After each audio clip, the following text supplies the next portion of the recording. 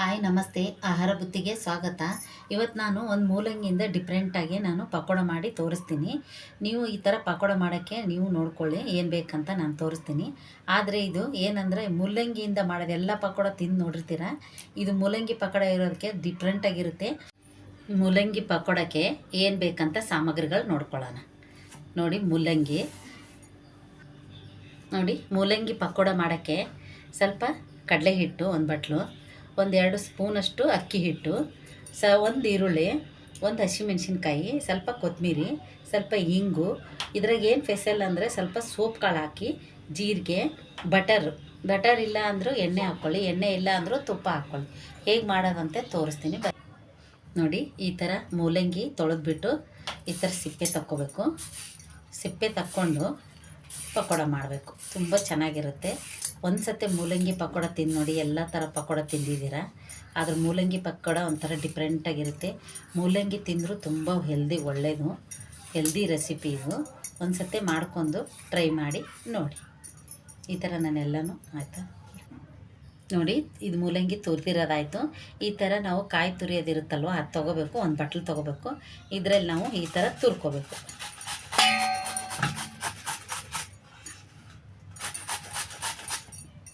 ನಾವು ಕಾಯಿ ಹೇಗೆ ತುರಿತೀವಲ್ಲ ಅದೇ ಥರ ತುರ್ಕೊಂಡು ನೀವು ಸಣ್ಣಗೆ ಇದು ಮಾಡಿಕೊಂಡು ಇದನ್ನು ನಾನು ಹೇಗೆ ಮಾಡೋದಂತೆ ನಿಮಗೆ ತೋರಿಸ್ತೀನಿ.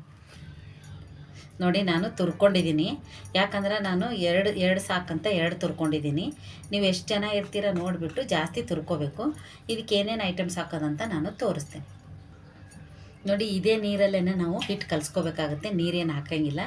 ನೋಡಿ, ಈರುಳ್ಳಿ, ಆವಾಗಲೇ ಹೇಳಿದ್ನಲ್ವ, ಜೀರಿಗೆ, ಸೋಪು, ಇಂಗು, ಸ್ವಲ್ಪ ಹಿಂಗೆ ಹಾಕಬೇಕು. ನಾನು ಇದು ಹಾಕಿದ್ದೀನಿ, ಓಂಕಾಳು.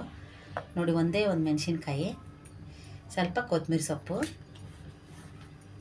ನೋಡಿ, ಸ್ವಲ್ಪ ಕಲರ್ ಬರಲಿ ಅಂತ ನಾನು ಹಸಿಮೆಣ್ಸಿನ್ಕಾಯಿ ಒಂದೇ ಒಂದು ಹಾಕ್ಕೊಂಡಿದ್ದೀನಿ. ಇದೊಂದು ಅರ್ಧ ಸ್ಪೂನಷ್ಟು ನಾನು ಚಿಲ್ಲಿ ಪೌಡ್ರ್ ಹಾಕ್ಕೊತಾ ಇದ್ದೀನಿ. ರುಚಿಗೆ ತಕ್ಕಷ್ಟು ಉಪ್ಪು.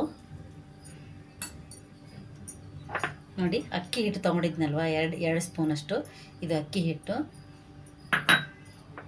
ಕಡಲೆ ಹಿಟ್ಟು ತೊಗೊಂಬಿಟ್ಟು ಇವಾಗ ಚೆನ್ನಾಗಿ ಇದನ್ನು ನಾವು ಮಿಕ್ಸ್ ಮಾಡಬೇಕು. ಇವಾಗ ಇದಕ್ಕೆ ಏನಂದರೆ ನಾನು ಬಟರ್ ಹಾಕ್ತಾಯಿದ್ದೀನಿ.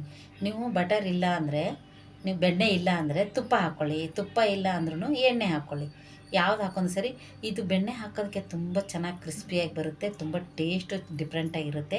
ಅದಕ್ಕೆ ನಾನು ಇದನ್ನು ಹಾಕಿ ನಿಮಗೆ ಕಲಸಿ ಹೇಗೆ ಮಾಡೋದಂತ ನಾನು ತೋರಿಸ್ತೀನಿ. ನೋಡಿ, ಯಾಕಂದರೆ ನೀರು ಹಾಕ್ಕೊಳ್ಳೋಂಗಿಲ್ಲ, ಮೂಲಂಗಿ ನೀರಿರುತ್ತೆ, ಈರುಳ್ಳಿ ನೀರು ಬಿಡುತ್ತೆ.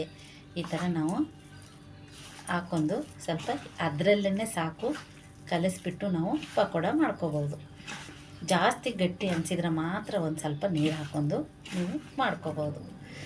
ಇದು ಮೂಲಂಗಿ ಸ್ಮೆಲ್ ಅಂತೆ ಗೊತ್ತಾಗಲ್ಲ, ನೀವು ಮಾಡಿ ನೋಡಿ ಇದು ಹೇಗಿರುತ್ತಂತೆ. ತುಂಬ ಚೆನ್ನಾಗಿರುತ್ತೆ. ಉಪ್ಪು ಖಾರ ಎಲ್ಲ ನೋಡಿಕೊಂಡು ಹಾಕ್ಕೊಳ್ಳಿ. ಇದಕ್ಕೆ ನಾನು ಸ್ವಲ್ಪ ನೀರು ಬೇಕಾಗುತ್ತೆ, ಸ್ವಲ್ಪ ನೀರು ಹಾಕ್ತೀನಿ. ನೋಡಿ, ಸ್ವಲ್ಪ ಜಾಸ್ತಿ ಹಾಕೋಬೇಡಿ, ನೋಡ್ಕೊಂಡು ಹಾಕ್ಕೊಳ್ಳಿ. ಇದು ಕಲಿಸುವಾಗ ಗೊತ್ತಾಗುತ್ತೆ ಎಷ್ಟು ಹಾಕಬೇಕು ಎಷ್ಟು ಹಾಕಬಾರ್ದು ಅಂತ. ಇದು ಮೂಲಂಗಿ ಪಕೋಡ ಮಾಡ್ಕೊತೀನಿ, ಹೆಲ್ದಿಗೆ ತುಂಬ ಒಳ್ಳೆಯದು. ಯಾಕಂದರೆ ಇದು ಮೂಲಂಗಿ ಹಾಗೆ ತಿನ್ನಲ್ಲ, ಯಾವ ಸ್ಮೆಲ್ಲು ಅಂತ. ಈ ಥರ ಪಕೋಡೆಗೆ ಹಾಕಿ ಮಾಡಿ ನೋಡಿ, ಸೂಪರಾಗಿರುತ್ತೆ. ಕರ್ಬೇವು ಹಾಕೊಂಡ್ರಂತರೂ ಸಖತ್ತಾಗಿರುತ್ತೆ, ಗರಿಗರಿಯಾಗಿರುತ್ತೆ. ಇದೇನಪ್ಪ ಫುಲ್ ಹಾಗೆ ಎಸಳೆ ಹಾಕಿದ್ರಂದ್ರೆ ಅದು ಎಣ್ಣೆಲಿ ಹಾಕಿದ ತಕ್ಷಣ ಕರ್ಗೋಗೋ ಚಾನ್ಸ್ ಇರುತ್ತೆ. ಅದಕ್ಕೆ ನಾನು ಫುಲ್ ಹಾಕಿಬಿಟ್ಟು ನಿಮಗೆ ತೋರಿಸ್ತಾಯಿದ್ದೀನಿ. ಮುಚ್ಚಿಡೋಣ ಎಣ್ಣೆ ಕಾಯೋವರೆಗೂ, ಆಮೇಲೆ ನಾನು ಹೇಗೆ ಹಾಕೋದಂತೆ ತೋರಿಸ್ತೇನೆ. ನೋಡಿ, ಇವಾಗ ಕಲಸಿದರದ್ದು ರೆಡಿ ಆಯಿತು. ಅದಕ್ಕೆ ಇವಾಗ ಎಣ್ಣೆ ಹಾಕ್ಕೊಂಡು ತೋರಿಸೋಣ. ನೋಡಿ, ಒಂದು ಬಾಣಲಿ ಇಟ್ಕೊಂಡಿದ್ದೀನಿ, ಸ್ವಲ್ಪ ಎಣ್ಣೆ ಹಾಕ್ತೀನಿ. ನೋಡಿ, ಎಣ್ಣೆ ಕಾಯೋವರೆಗೂ ಸ್ವಲ್ಪ ನಾವು ಅದನ್ನ ರೆಡಿ ಮಾಡ್ಕೊಳ್ಳೋಣ. ನೋಡಿ, ಎಣ್ಣೆ ಕಾಯ್ದಿದೆ ಇವಾಗ, ಅದಕ್ಕೆ ನಾನು ಇವಾಗ ಹಾಕ್ತಾಯಿದ್ದೀನಿ.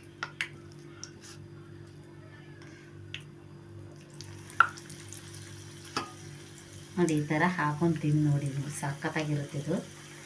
ನೀವು ಒಂದು ಸತಿ ಮೂಲಂಗಿದು ಪಕೋಡ ಮಾಡಿ, ಯಾಕಂದರೆ ಎಲ್ಲ ಥರ ಪಕೋಡ ನೀವು ಮಾಡಿ ತಿಂದಿರ್ತೀರ, ಮೂಲಂಗಿ ಮಾಡಿರಲ್ಲ. ಒಂದು ಸತಿ ಇದನ್ನು ಮಾಡಿ ಟ್ರೈ ಮಾಡಿ. ಇದು ತುಂಬ ಚೆನ್ನಾಗಿರುತ್ತೆ, ತುಂಬ ಹೆಲ್ದಿ ರೆಸಿಪಿ ಇದು. ಮೂಲಂಗಿ ತಿನ್ನಲಾರ್ದವರು ಮೂಲಂಗಿ ತಿನ್ಬೋದು. ಇದು ಹಾಕಿದ್ರೆ ಅವ್ರಿಗೆ ಮೂಲಂಗಿ ಹಾಕ್ಯಾರಂತೆ ಅನಿಸೋದಿಲ್ಲ. ನೀವು ಒಂದು ಟ್ರೈ ಮಾಡಿ ನೋಡಿ. ಸಡನ್ನಾಗಿ ಹಾಕಿದ ತಕ್ಷಣ ನೀವು ತಿರುಬಾರ್ದು, 1-2 ನಿಮಿಷ ಬಿಡಬೇಕು. ಬಿಟ್ಟ ನಂತರ ತಿರುವಿ ಸಖತ್ತಾಗಿರುತ್ತೆ.